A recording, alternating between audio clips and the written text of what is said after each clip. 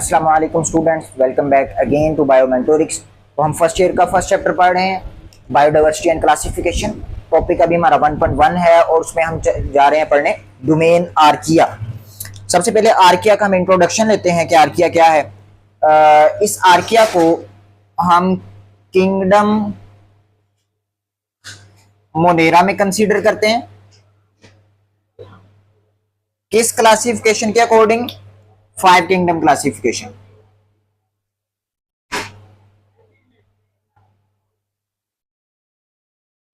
उसके बाद अगर हम ये देखें इसकी कुछ प्रॉपर्टीज या कैरेक्टरिस्टिक्स, तो इसका जो साइज है ना, साइज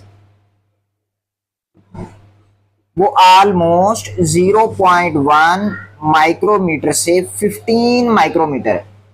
लेकिन वो के अंदर ये लिखा हुआ है कि एक्सेप्शनल केस के अंदर ये पॉसिबल है कि इसका साइज ऑलमोस्ट 200 माइक्रोमीटर तक भी हो सकता है अगर ये फिलामेंटस हो। तो ऑलमोस्ट 200 माइक्रोमीटर तक, लेकिन ये एक्सेप्शनल केस है। नॉर्मल जो रेंज है वो यही वाली है, 0.1 माइक्रोमीटर से 15 माइक्रोमीटर। उसके बाद अगर हम इसकी शेप की बात करें, शेप से रिलेटेड बात करें, तो इसकी जो शेप है बुक में 3 से 4 शेप्स बयान की गई हैं। एक हमारे पास है स्फेरिकल, उसके बाद हमारे पास है रोड शेप, उसके बाद हमारे पास है स्पाइरल शेप, उसके बाद हमारे पास है rectangular shape and so on. और भी कुछ शेप्स होंगी। तो ये 4 में जो शेप्स है ना रिलेटेड टू आर्किया, ये बयान की। अच्छा, इसको आर्किया क्यों कहते हैं? एक ना वर्ड है, ग्रीक वर्ड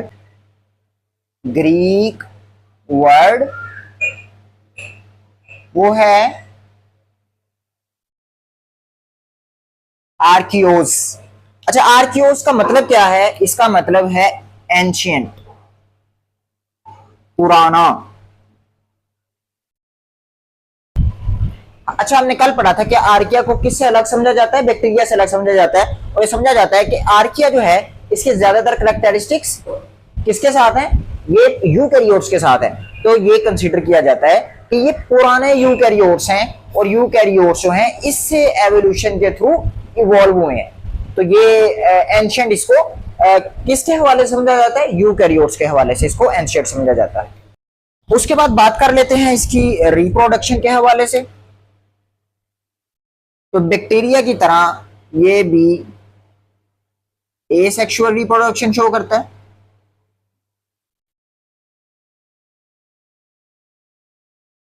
वो कौन कौन सी हो सकती हैं जी?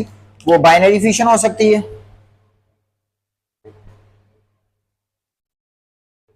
वो फ्रेगमेंटेशन हो सकती है,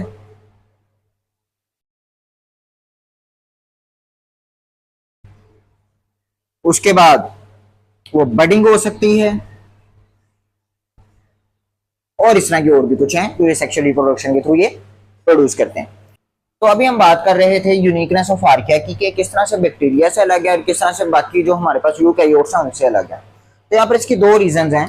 सबसे पहले हमारे पास है सेल मेम्ब्रेन से रिलेटेड। तो यहाँ पे हमें ड्रॉ करना पड़ेगा स्ट्रक्चर सेल मेम्ब्रेन का। पहले हम आर्किया का ड्रॉ करते हैं और फिर जो है ना हम नॉर्मल जो यूकैरियोट्स का या हमारे पास बैक्टीरिया है उनकी सेल मेम्ब्रेन का स्ट्रक्चर होता है।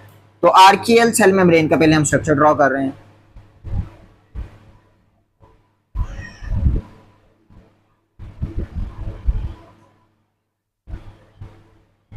एंड सो ऑन, ये चलती जा रही है, ये चेन है। ओके,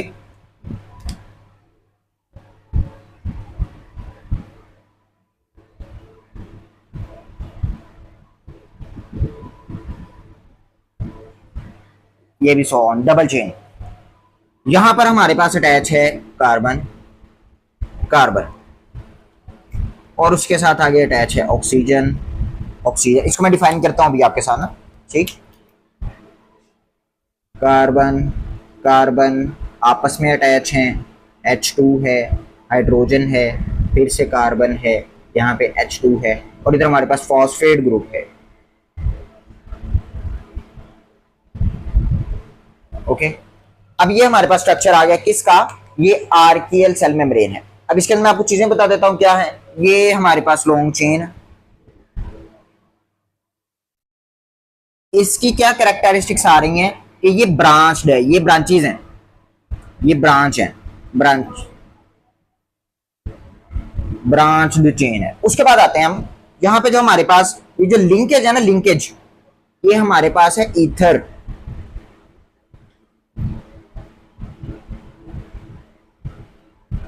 उसके बाद ये आगे जो हमारे पास ग्लिसरॉल है, ये वाला मॉलिक्यूल,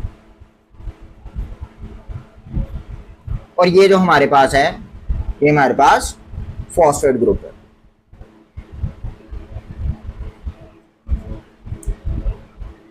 ओके, ये कौन सी मेम्ब्रेन, ये कौन सी सेल मेम्ब्रेन है, आर्कियल है। अगर हम अब ड्रॉ करें, जो हमारे पास यूकैरियोट्स की बैक्टीरिया जाती है, वो ड्रॉ कर लेते हैं अब हम।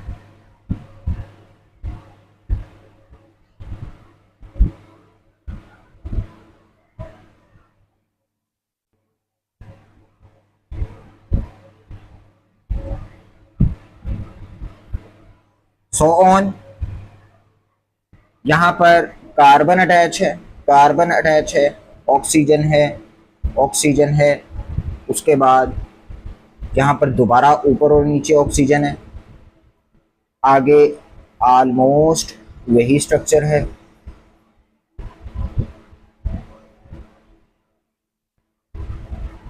और यहां पे दोबारा से फॉस्फेट ग्रुप है, मैं इस दफा इसको क्लोज करके लिख रहा हूं। तो ये हमारे पास स्ट्रक्चर बन रहा है। अब इसके अंदर क्या क्या देखिएगा जरा ये चीजें, इसकी जो चेन है वो अनब्रांच्ड है, अनब्रांच्ड चेन, पहला डिफरेंस। आर्किया में ब्रांच्ड चेन है, और जो हमारे पास यूकैरियोट्स हैं या जो हमारे पास बैक्टीरिया है, उसके अंदर जो चेन है वो कौन सी है, वो अनब्रांच है। उसके बाद यहां पर जो लिंकेज है वो एस्टर है,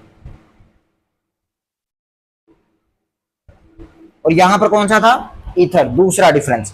बाकी ये ग्लिसरॉल है, इधर भी ग्लिसरॉल है, और फॉस्फेट ग्रुप है। तो टू मेन डिफरेंसेस, एक ये चेन वाला ब्रांच अनब्रांच, और दूसरा लिंकेज वाला ईथर और एस्टर। ये हमारे पास सेल मेम्ब्रेन की बेस पे हमारे पास क्या है, ये यूनिकनेस है किसकी, आर्किया की, जो सिर्फ आर्किया के अंदर पाई जाती है। उसके बाद हमारे पास अगर आप देखें तो सेल वॉल की बेस पे भी है कुछ ना कुछ। सेल वॉल की बेस पे अगर आप देखें तो वो ये कहते हैं कि हमारे पास, अगर हम देखें कि बैक्टीरिया की सेल वॉल किससे बनी हुई है, तो वो बनी हुई है पेप्टिडोग्लाइकन से। पेप्टिडोग्लाइकन क्या होता है भाई, पेप्टिडोग्लाइकन होता है कि प्रोटीन प्लस शुगर यानी कि कार्बोहाइड्रेट, इसका पॉलीमर है। पॉलीमर क्या होता है कि सेम चीज लग रही है, सेम सब यूनिट्स लग रहे हैं, और एक लंबी चेन जो है वो क्रिएट की जा रही, बनाई जा रही, पॉलीमर लंबी चेन। तो पहली बैक्टीरिया की पेप्टिडोग्लाइकन की होती है। उसके बाद हमारे पास अगर हम फंजाई की बात करें तो वो होती है काइटन की, और उसके बाद अगर हम बात करें प्लांट्स की तो वो होती है सेलुलोज की। आर्किया की इन तीनों में से किसी चीज से भी नहीं बनी हुई। आर्किया की जिससे बनी हुई होती है, अगर मैं आर्किया यहां पर अलग से लिखूं तो वो बनी हुई होती है सूडो पेप्टिडोग्लाइकन।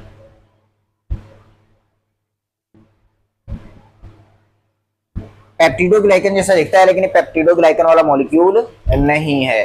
तो ये सूडो पेप्टिडोग्लाइकन से इसकी आर्कियल मेम्ब्रेन बनी हुई है, सेल वॉल बनी हुई है। तो ये दो यूनिकनेस हैं जो इसको अलग करती हैं, किन से, यूकैरियोट से भी और बैक्टीरिया से भी। इस वजह से इसको जो हम कहते हैं, this is the uniqueness, unique part of the archaea. अच्छा, इसके बाद अगर हम बात करें तो हमारे पास आता है जेनेटिक्स। किसका जेनेटिक्स, हमारे पास आर्किया के जेनेटिक्स से रिलेटेड बात आती है। तो वो सिंपल अगर मैं आपको डिफाइन करूं तो वो ये है कि भाई इसका जो जेनेटिक मटेरियल है उसके अंदर जो सीक्वेंसिंग है, क्या चीज मौजूद है, सीक्वेंस, या उसकी जो रेगुलेशन है। अच्छा, सीक्वेंस क्या होता है कि किस तरह से उसके अंदर जो है वो जो बेसिस होती है, न्यूक्लियोटाइड बेसिस, वो किस तरह से लगी हुई है। और रेगुलेशन ये होता है कि किस तरह से हमारा जीनोम कौन सी प्रोटीन बना रहा है, कब बना रहा है, क्यों बना रहा है, ये सारी की सारी रेगुलेशन है, जीन रेगुलेशन। तो ये इसका जो सीक्वेंस है और जो जीन रेगुलेशन है वो ज्यादा मिलती है यूकैरियोट से एज कंपेयर टू बैक्टीरिया, जबकि किसके अंदर पड़ा हुआ है, किंगडम मोनेरा के अंदर। तो इसीलिए इसको एंशिएंट कहते हैं। किसके एंशिएंट? यूकैरियोट्स का। तो ये इसकी जेनेटिक्स से रिलेटेड बात आ गई। उसके बाद इसके बाद अंदर बात आती है, वो आती है हमारे पास मेटाबॉलिज्म से रिलेटेड। मेटाबॉलिज्म के अंदर इसके अंदर क्या चीज है? मेटाबॉलिज्म के अंदर इसके अंदर ये चीज जो सबसे अहम है इसके अंदर वो ये है, दीज आर मेथेनोजेंस।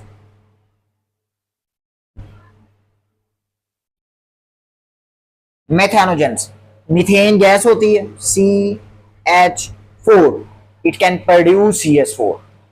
तो ये हमारे पास आर्किया जो है ये मिथेनोजेंस हैं, ये क्या प्रोड्यूस कर सकते हैं? ये मीथेन प्रोड्यूस कर सकते हैं। अब इसकी आगे हम बात करते हैं किस तरह से मीथेन प्रोड्यूस होती है। इसकी जो इंपोर्टेंस है ना उसका एक अलग बॉक्स आपके बुक में लिखा हुआ है, उसके ऊपर भी बात करते हैं। तो बात करते हैं अब इसकी सिग्निफिकेंस से रिलेटेड।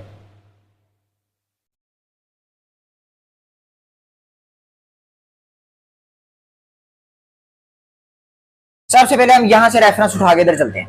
सबसे पहली जो चीज है वो ये है कि ये वेस्ट वाटर ट्रीटमेंट के लिए यूज होता है। सिंपल लिखूं तो सीवेज ट्रीटमेंट। कैसे? ये वहां पर क्या करेगा, ये वहां पे मीथेन गैस की प्रोडक्शन करवाएगा और इसको हम मीथेन गैस की प्रोडक्शन के लिए, जिसको हम बायोगैस प्रोडक्शन कहते हैं, उसके अंदर भी इसको यूज कर सकते हैं।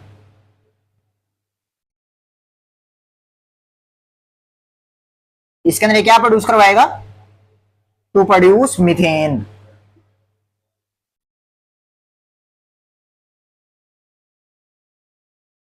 उसके बाद इससे ही रिलेटेड एक और चीज ये है कि ये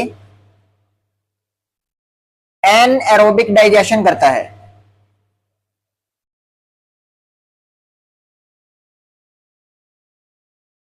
इसने वो वेस्ट मटेरियल जो सीवेज के अंदर मौजूद है जिसकी हमें जरूरत नहीं है, ये उसको डाइजेस्ट करेगा, उसको सिंपल कंपाउंड्स के अंदर चेंज करेगा कि वो दोबारा कार्बन साइकिल, नाइट्रोजन साइकिल, जितने भी हमारे नेचुरल साइकिल्स हैं उनको दोबारा रूटीन में ला सकें। तो ये एनारोबिक डाइजेशन करेगा और इसी डाइजेशन के अंदर ये मीथेन भी प्रोड्यूस करेगा।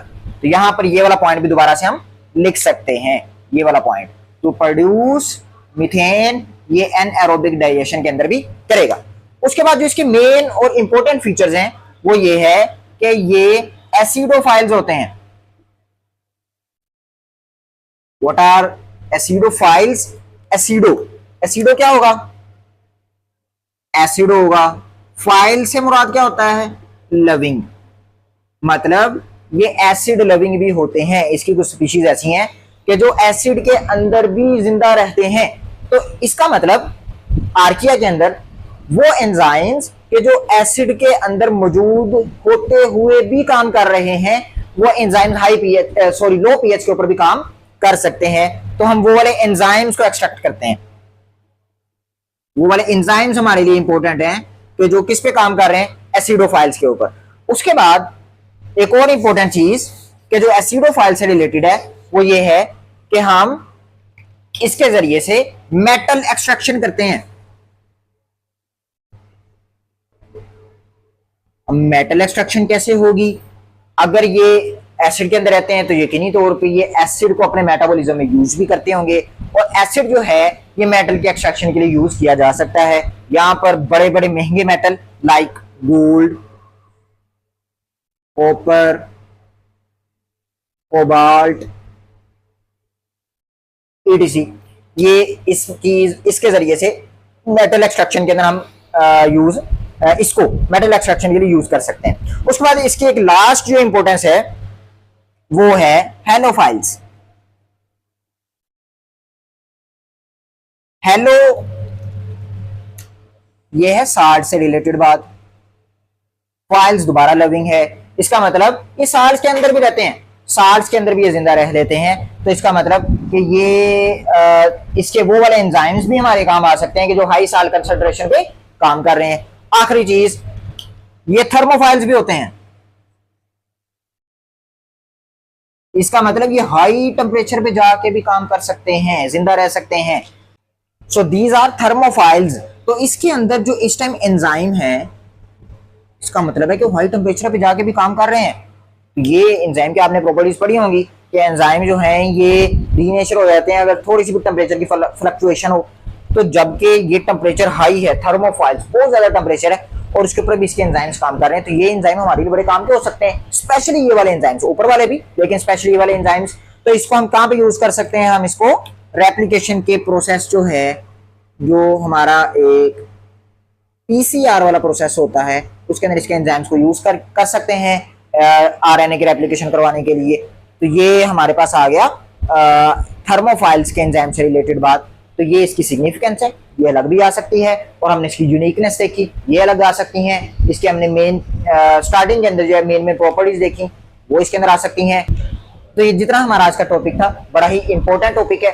तो अगर आपको इसमें से कोई एक चीज भी कंफ्यूज कर रही है तो आप लाजमी कमेंट सेक्शन में पूछें ताकि आपको उस चीज को क्लियर किया जाए।